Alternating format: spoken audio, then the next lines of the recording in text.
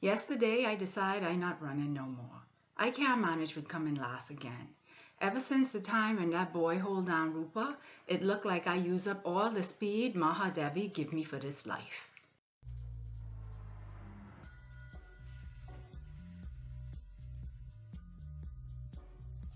Hello all, it's Kia of Kia Comments and I'm back with another video. Today I am going to be talking about the short story, which is a literary form that I hold near and dear to my heart.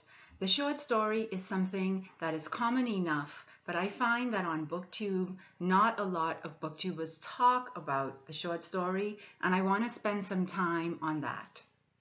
My aim in this endeavor is to spend one video talking about 1 to 3 short stories and discussing why this particular short story or these particular short stories made an impression on me as a reader. So I'll be looking at what each short story made me feel, what went into the story from a craft perspective, and why that was effective, at least for me. The story today is Saving Rupa, written by Leelawati Manu Raming, a Caribbean writer who was born in Trinidad and now resides in the Bahamas. The story Saving Rupa looks at an incident in a young girl's life when her and her sister are happened upon by a bigger boy, and the bigger boy tries to assault her sister. This story is less than 700 words, and I'm not going to go into more depth about what it concerns, but I do want to say that in 700 words, Manu Raming leaves me really emotionally flawed. I felt wretched and wonderful in a terrible way when the story ended. It was so beautiful, and the fact that it was told from the eyes of a small child made it extremely effective. Aside from being told from the viewpoint of a small child, the story is also written in dialect, and the effect that that has is this outpouring of emotion that seems as though it's not been rehearsed. It has no particular ending, and the outpouring is something that this child cannot help. The story also has elements of the magical reel, which I feel dovetails nicely with the child's voice and the dialect, and really underscores the culture of the Caribbean, which is one where everyday occurrences take on magical qualities.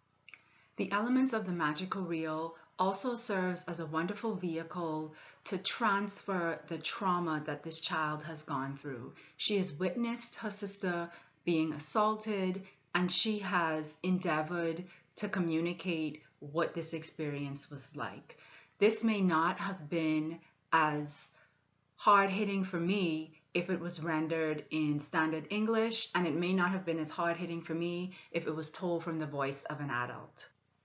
Finally, the reason that this story was so effective to me is because it covers this monumental incident in this child's life in less than 700 words. I have looked at this story annually since I first read it, which was in, I think, 2011. And every time I look at it, I try to figure out how the writer did what she did to communicate such a big and wrenching incident in such little time.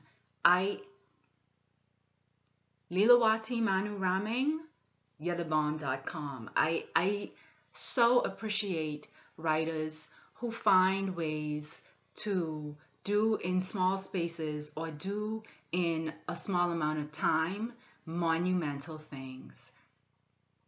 I appreciate you. I appreciate you from the top of the ceiling down to the ground. Love this story. That is it. That's all. Keep reading, keep writing, keep reviewing. Bye now.